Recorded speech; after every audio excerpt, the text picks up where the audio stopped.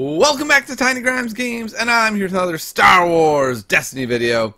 And spoiler season continues for Empire at War. FFG today put out their blue spoilers, and I'd like to thank Timothy Pitch for compiling these on Facebook. These are the images he put together, so thanks for doing the hard work and allowing me to do my thing. Alright, so let's take a look at what we've got here. And we have a lot of exciting spoilers. The red one, or the blue ones, at least for me, I'm a big Force user fan. These tend to be the most exciting. And Ahsoka Tano is the very definition of exciting. I know everyone's been wanting to see her. We saw a little bit of her at Gen Con. So let's take a look at what we've got. So we've got 11 health. That's pretty good. 13-17. A hero character that's only 13-17. That's not so bad. And her sides are not bad either. 2 and a 2, a resource. And she has this amazingly sick ability. After you activate this character, for the first time each round, you may spend resources equal to the number of dice you just rolled to ready her. In other words, if you are running a 1-die Ahsoka, you can roll her, pay one of the 2 resources you got for the turn, and then stand her back up and activate her later in the turn. That's going to be really strong. The way I think a lot of people are going to run Ahsoka is to go Ahsoka plus a crazy powerful weapon. Let's say you did a rocket launcher, which is a terrible example because you wouldn't have the money to be able to do all this. So we'll say a riot baton. Being able to roll out Ahsoka and a riot baton or some other really powerful weapon. Again, riot baton is not the greatest example because it's villain. You have to run it with Finn. Whatever that weapon is, to be able to get 2 very impactful dice instead of 2, decent dice. Like, her dice are decent, but to be able to have her die and another really impactful die twice for 2 seems very strong. I don't think we're going to see her too often with more than that.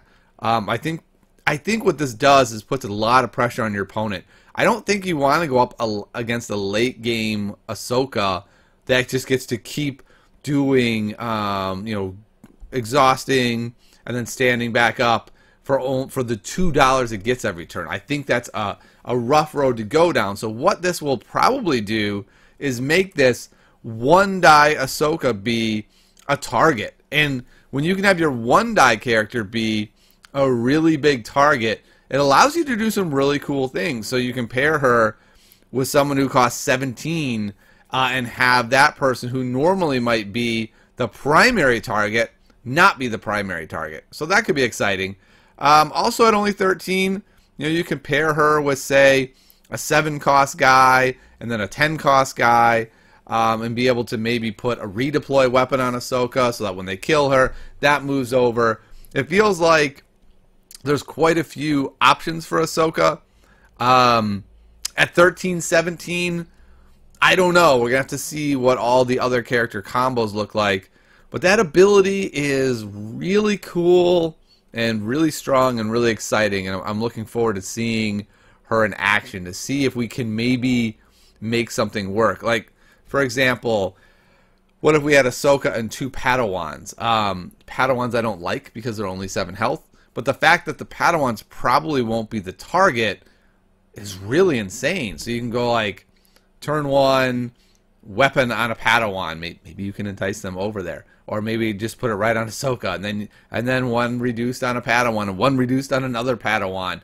And then the weapons move around. I don't know. I feel like Ahsoka could be the real deal at only 13-17. That's not so much considering we're probably playing her at 13. And I think we're seeing this more and more, that the really, really broken things happen at the 1-die cheap level, like with 9s. He's so good because he only costs 10. If 9s was 13-17 and you had to pay 13 for that single dying ability, that's a lot harder to deal with, or harder to build around, and gives you less options. And so I think the 1-die Ahsoka is probably going to be where we end up. Now her lightsaber, that to me is a lot less impressive. The 1, the +1, the +2, the sides are basically worse than a vibro knife. And a vibro knife has redeploy. So that's kind of tough. After you activate attached character, if it has another blue weapon, you may give it a shield or remove one shield. So, if you're in a situation where you can have two blue weapons, mind you, not abilities, weapons on a character, then you get a shield or remove a shield. Probably gain a shield is going to be the more consistent avenue. I just don't know that this is worth it. It's nice to have another 2-cost weapon, but with only one black side, I think if that second +1 was a regular one, a non-modified side, I think it might see play. Might. But I don't really think this is going to see play. I think we're going to have so many options that it just seems unlikely. Now, maybe I'm wrong. Maybe you just run 2 of these and try to put it on the same guy and just try to pile up shields. Like maybe that's a way to go. But I think we're going to see more and more that weapons either have redeploy or they're bananas. And we just don't play weapons that don't have redeploy unless they're insane. And I don't think this meets that. If this was 1 cost, we'd play it. If one of those other sides was a black side, we might play it. But at 2, I mean, it's clearly behind Vibro Knife. It might be behind Ray Staff. And it's certainly behind a lot of 3-cost stuff. So my gut tells me we won't see this very often. Lightsaber pull. Hold on. Let me gather myself. What the heck? This thing is freaking insanely good. Maybe the best card in the set. Maybe the best card in the game. Being able to go into your deck and search something out is bananas good. That's just crazy. And I'm not saying this in a negative way. I freaking love this card. I like cards that add consistency to decks. If it said for 1, get a blue weapon, reveal it, and play it for free, I wouldn't like the card. It'd be overly strong. But this takes an extra card to get the card. So you're not getting card advantage, right? You're just flipping a card for another one. It costs you an action to do it. You still have to pay for it. So I just really, really like this card. I love the ability to go get that blue weapon that you need, that you can build around, right? So you can build around, okay, I've got the Padawans, right? And I really, really, really so desperately need to see an opening hand lightsaber. If I don't see a lightsaber before these Padawans die, this deck is pointless and stupid. Now I have 2 lightsabers and 2 lightsaber pulls.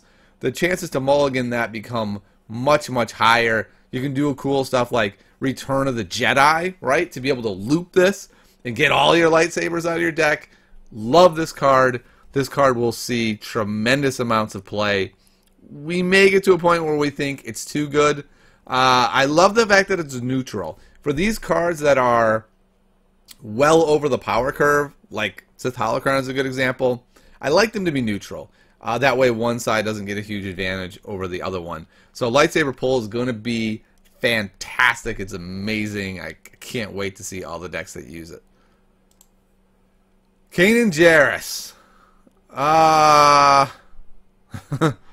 Disappointment. Thy name is Kanan Jarrus? Is that what we're going to say? Like, he's pretty cruddy. 1, a 2, not that good, 10 health. Before you take an action, you may resolve one of this die. Okay, that's kind of cool. It's like mini action cheating, but not really, because it's not like you can roll him and do it. They still can remove it. It's just an extra action, which is fine, but it's not impactful action cheating. And this is something that I should make a whole video about, because people have really given me a hard time about that. Oh, you don't think it's good enough to go a little faster? And the answer is no. Impactful action cheating and action cheating are very different.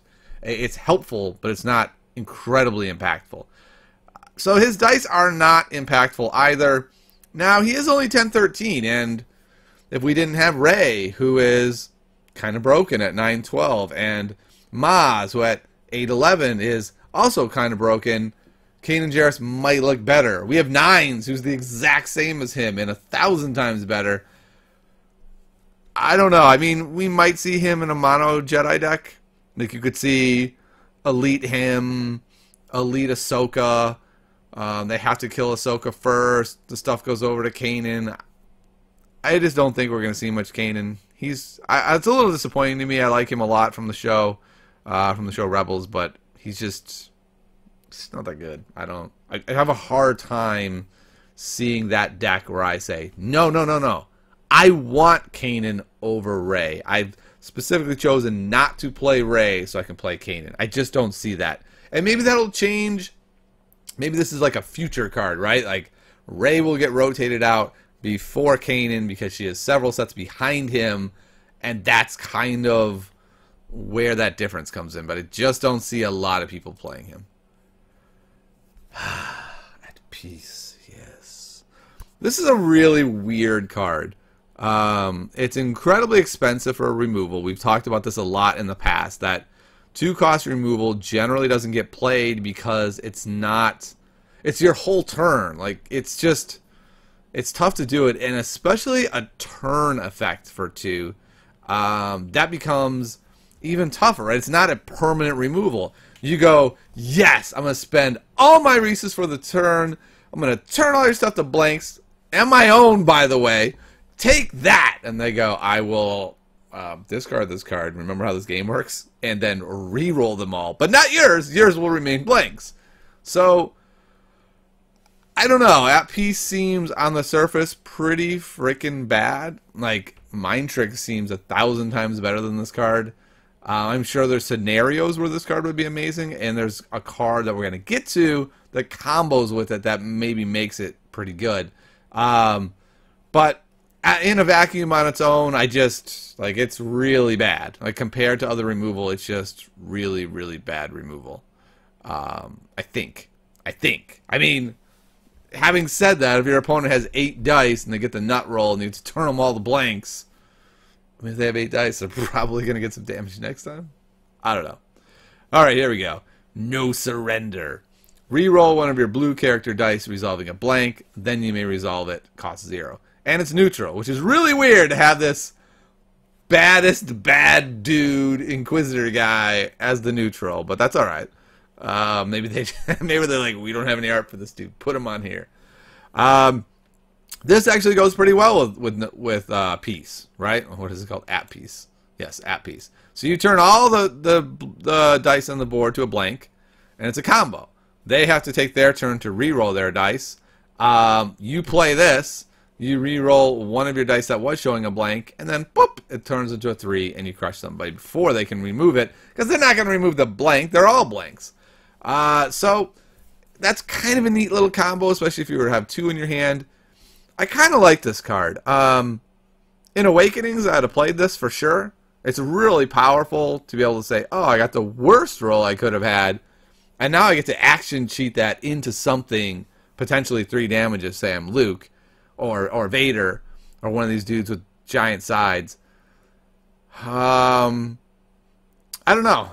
I don't think it's going to get played, though, just simply because we're now 3 sets in. There's better choices. It's a cool card, though. If it didn't say character dice and it didn't say blue, you would have more options with it. But, especially with something like Holocron, it'd be really good to be able to be like, okay, I rolled the blank. Now I get to re-roll it. I can't think of a blue character that has 2 blanks that makes this extra impactful. I don't know. I just don't think it's going to see play, but I like the design. I like having it in the pool, and who knows? Maybe it will. Training Remote is pretty interesting. Hero only card. You may resolve the modified sides, or the modifier sides on this, to another one of your blue character dice. So again, this is kind of limiting. It has to be only blue character dice, but it is a support. It's very versatile. It's kind of like, was it Lure of Power from Spirit of Rebellion? The plus sides can work on anything, but it's an upgrade. That costs 2, though. It kind of moved it into the unplayable realm. I mean, +1 on any one of your dice for 1? That's not bad. It's real slow. So I think what's going to end up happening is, as the meta settles, this won't fit into fast decks, but into a slower deck. I mean, it's pretty darn versatile, right? Every turn you get an extra resource if that's what your deck needs to be able to make money for those weapons or to be able to reactivate Ahsoka. You just need damage to close the game out. You get +1. Like +1 damage seems like the least impactful thing. It's like, okay, +1 damage. Focus can be really good. You got a 2, now it's a 3. So I don't know what the answer is. I think there'll be some decks that try it. I kind of think it probably won't end up seeing a lot of play just because it feels like the metas are so fast. Like, it'll probably see play at first, right, as the Hera support meta takes hold. But my gut tells me the Hera support meta is temporary and that more cards, we're going to find that fast deck that blows out all the other decks, kind of like every other meta we've had. And I don't think Training Remote fits into that metagame very well. Ooh, the Grand Inquisitor. I've been waiting for this guy. I love the Grand Inquisitor. He's so cool in Rebels. I almost said he's my favorite character. Does that make me a bad person? I think he might be my favorite character. He's so cool. He's got 12 health, so that's awesome. He's 14-19, so that's not awesome, right? We're looking at like Vader-ish territory. And his dice are a lot worse. It's a 2 and a 3 like Vader, but it's $1. Oh, it's $1. So you're like, okay, so he should be better than Anakin or young Vader. He's really not. Like, young Vader has a 2, a 3 like that, and then a 1, and then the special is just damage. Whereas the Inquisitor special is situationally freaking amazing damage, but you may roll a special and get nothing out of it. So, I don't know. This dude kind of seems worse than young Vader to me, which is a little bit sad. I don't know. Maybe I'm wrong. Maybe he's going to end up being great. I mean, he does have a 2 focus side. That's really cool. And that special is really amazing. Remove a character die, showing a blank, deal 2 damage to that character. Well, that's pretty good. Removal and damage. But the bottom line is, I don't think he's separated enough from young Anakin. If you try to run him at 19, boy, that's not much you get with him. And Vader's able to make up from this by being able to 4-strike into a 3 that doesn't cost $1. Inquisitor can't do that. I don't want to say unplayably bad because he's good. Like, he's freaking awesome. But young Vader exists, and I'm just trying, like, as I'm sitting here, I'm trying to convince myself that I would play him over young Vader to make the world a happier place. And I just can't do it. Like, he's cool. I love him. I'll try him in some decks, but I wouldn't bring him to a tournament. And I just don't see it. His lightsaber. Boy, that's a cool looking lightsaber. Look at these sides. Oh my goodness. 3 for $1 plus 3. Just 4-strike alone. Boo, there's 3. Blue character only. Okay, that's unfortunate. He has a special. Turn a character die to a side showing a blank. Reroll this die instead of removing it from the pool. So at that point, it's basically a Force Lightning without the $1. So it looks amazing, right? Right? I mean, this is what we talked about before, though. This thing needs redeploy. Like, it just straight up needs redeploy. What would you play, this or the Riot Baton? You would play the Riot Baton. The Riot Baton is cheaper and has redeploy. And the more we move into this, like, high level, lots of sets out, looking for the most efficient stuff, I don't think weapons like this do it. It's awesome. The power level is so high on it, it's absurd. But you kill that guy, and they lost $4. That's a lot of dollars. That is a lot of dollars. I do love the blue character only, though, to make sure I can't go on 9s, because this would be sick. You're like, all right, I'll do a weapon. I'll overwrite with the Inquisitor's lightsaber, blow you out, roll him in, blow you out more, and then overwrite with a Riot Baton and just redeploy. I don't think this is going to see a lot of play. I just think that 4 is too much. It's really good, though. Okay, I don't know. Maybe we're going to find a deck where, because it works so well with 4-strike, maybe that alone is going to make it playable. I hope so. I really hope so. I like it. It's cool looking. It's so splashy and flashy. But it needs redeploy. Like, that's just the bottom line. If you're going to cost 4, you need redeploy. All right, Quinlan Vos. cheaper than Vader. So Vader, like young Vader, has become that card where if you are the same or more than Vader, good luck. But here we're in Ventress territory at the 12-15, a little more than Dooku at 11-15. So that's kind of the measuring stick here. And let's see, what is a special? Deal damage to an opponent's character equal to the number of cards in your hand more than the number of cards in that opponent's hand. That's interesting. I mean, that could be 5, right? That could be a special that does 5 damage. Unlikely. I'm thinking that special is more like 1, 2, 0. That seems like the norm. And let's say it's a 1. Then he's got a 2, a +2, and a 1 for 12-15. I don't know, maybe. We still see a lot of Dooku at 11-15. This guy has 1 more health than Dooku. Dooku really has more like 14 or 15 health in the right spots. But Dooku doesn't do as much damage. I don't know. He's going to be interesting. Having that discard side to be able to proc Dark Presence is also interesting. Maybe this is a better match for Dooku Jabba. Maybe this is a better match for Ventress Dooku to go Ventress Quinlan, and you have more discard that you don't have to pay for. So I don't know. He kind of seems like a different version of Dooku. I'm not going to say a worse version. I'm going to say a different version, depending on what it is you're looking for. This person might see play.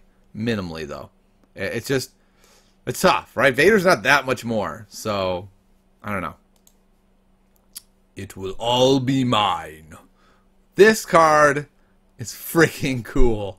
This might be the coolest card in the set. I don't know if it's playable in any world, but turn each of an opponent's dice showing a blank to any side, then resolve them in the order of your choice as if they were your own. So let's think about this. You get to A, remove all of their blanks, so it's Feel Your Anger, but you get to punch them in the face when you do it.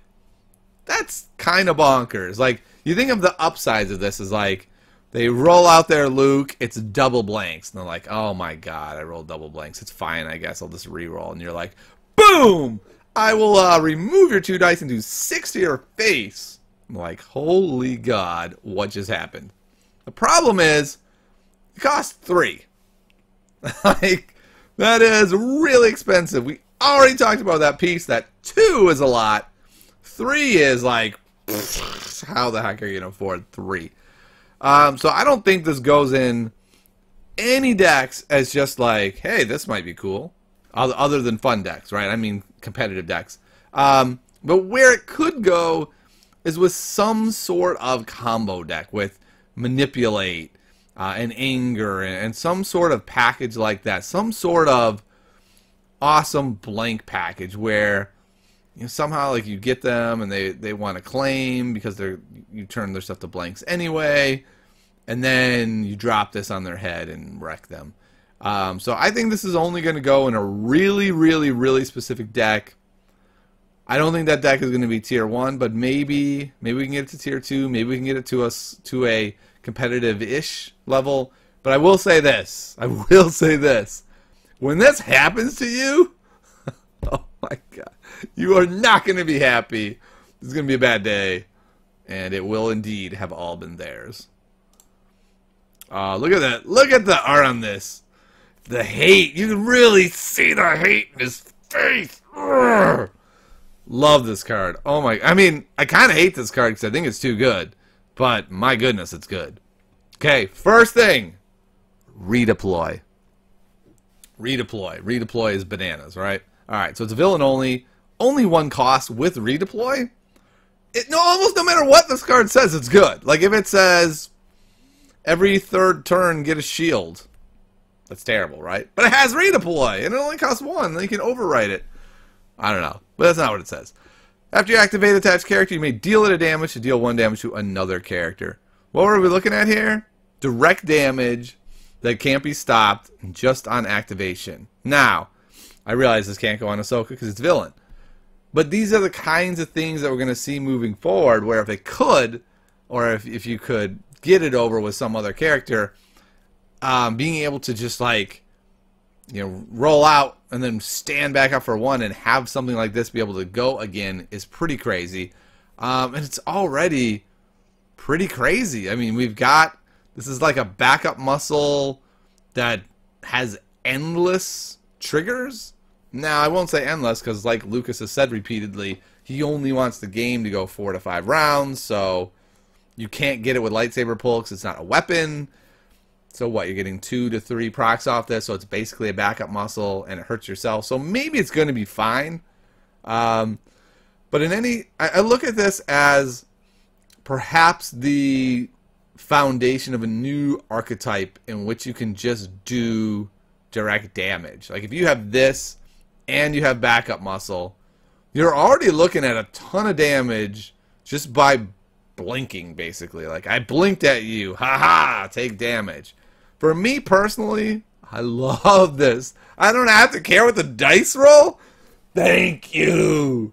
So it's going to be really interesting. It's really scary, right? Like, okay, my character has 4 health left. Oh, they're dead in 2 turns. They just do hate backup muscle, character's dead. Wow, that's terrifying. It's not unblockable though, so shields will handle it. But I will say this: hate on a dude with hunker down. Oh my goodness! I'll take a shield and then I'll hate. Okay, cool, that worked. So I think hate is really exciting. It opens up, I hope, maybe a new archetype, the beginning of a new archetype at least that they can build upon, and it's really interesting. I think it'll end up seeing a lot of play, and the redeploy alone is just okay. Cool. I put it on Dooku, right, and I just did that all game, and then he finally came and got Dooku, so I moved it over to the other guy, and you're like, ugh. So yeah, the hate will be flowing through you. I think. Cool looking card. Kill them all. 1 cost, deal 1 damage to each non-unique character your opponents have. Love this card. Love the design of this card. It won't see play. Will not see play unless the meta dictates, hey, you might want to play Kill Them All.